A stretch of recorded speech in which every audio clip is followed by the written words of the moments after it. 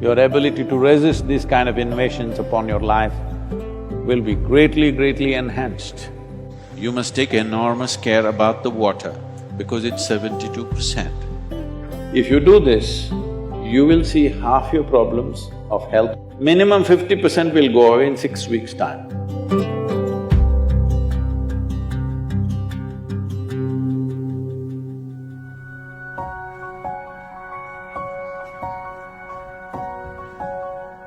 Most people develop relationship with the soil only after they die. But it's very important to develop relationship with the soil when you're alive. I would say especially now, with this virus around, believe me, those of you who are in some way in contact with the soil, here we call this Prithvi Prema Seva, that means getting involved with the soil in a very loving manner. Well, your ability to live, your ability to resist these kind of invasions upon your life will be greatly enhanced.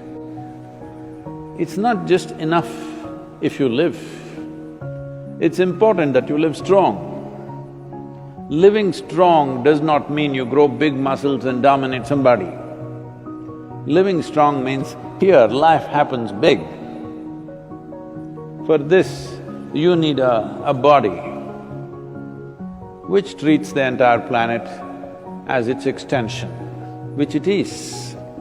So, it's very important that you bring this, all of you who are here at the Isha Yoga Center, we will set up some processes for you so that every one of you, at least once in 3 days, your hands and feet are in the soil.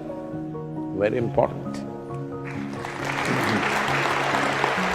And wherever else you are, if you have a small patch of a garden, or you can volunteer that you will work in somebody else's garden. Believe me, yes, they will get free labor, but don't think they are getting more, you're getting much more because you being connected with the soil will make a phenomenal difference for the way your physical body functions. Put your hands into the soil, very important. Otherwise, those of you who are too well-to-do but don't want to be seen doing any work because it may create a wrong image for your affluence, you can have a mud bath. Yes, that is also one way.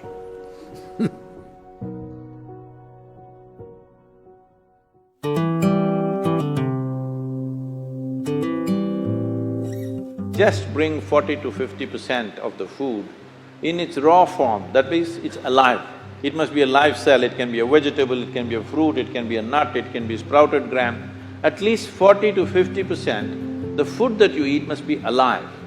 You eat dead food and you want to live, this is a little difficult thing to do, because you have to raise the dead now.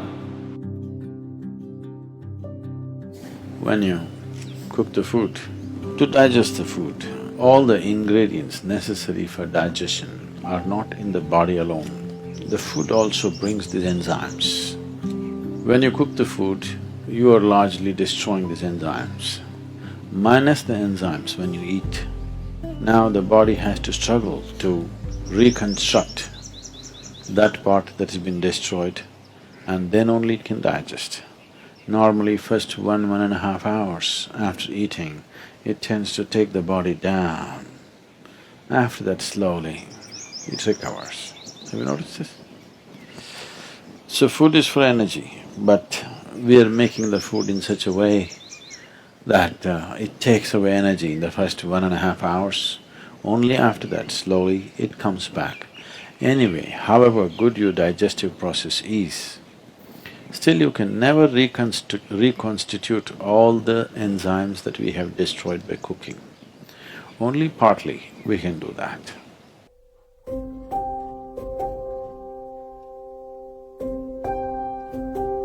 One simple thing can be just a shower. Always to shower before go to bed, it'll make a lot of difference. In this weather, maybe cold showers are difficult, so you go for lukewarm showers, don't go for hot showers in the night. Go for lukewarm showers, it makes you alert. So you will think, oh, I cannot sleep. It doesn't matter, you will sleep 15–20 minutes or half an hour later, but you will sleep better because it will take away certain things. When you shower, it is not just the dirt on the skin that you're taking away. Have you noticed, if you're very tense and anxious, whatever, just a shower, you came out and feels like almost the burden has been taken away from you? Have you not noticed this? So it's not just about washing the skin, a whole lot of things happen when water flows over your body. This shower is a very rudimentary buddhi shuddhi because over 70% of your body is actually water. If you run water over it, a certain purification happens, which is beyond cleaning the skin.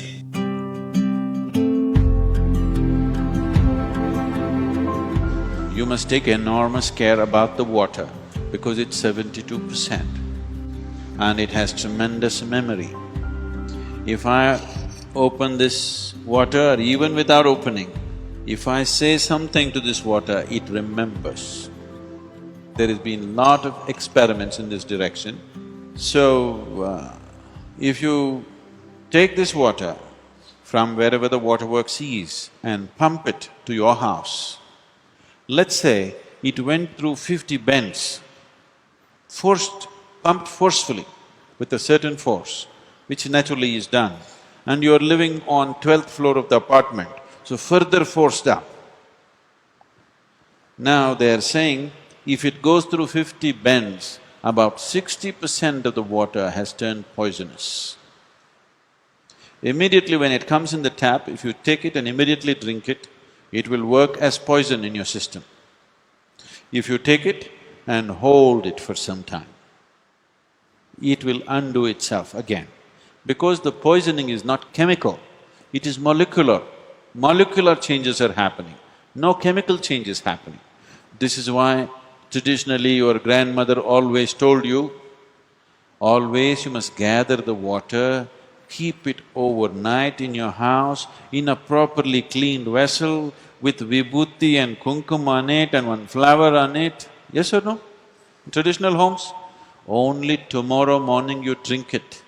Not as soon as it comes inside your house, you don't drink it because it carries all kinds of memories. In very traditional homes, people every day do puja to the water pot. Yes? And you never drink the water as soon as it comes. You keep it, give it enough time to undo itself from whatever nonsense it has gathered so that it is suitable for you when you drink it.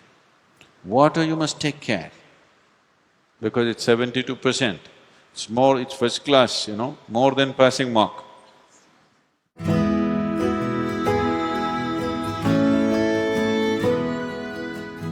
Empty stomach and hunger are two different things. Hunger means your energy levels start dropping. But empty stomach is a good thing. In the yogic sciences, today modern science also is coming in line with this. But what we know by our experience, you will spend $1 billion to come there.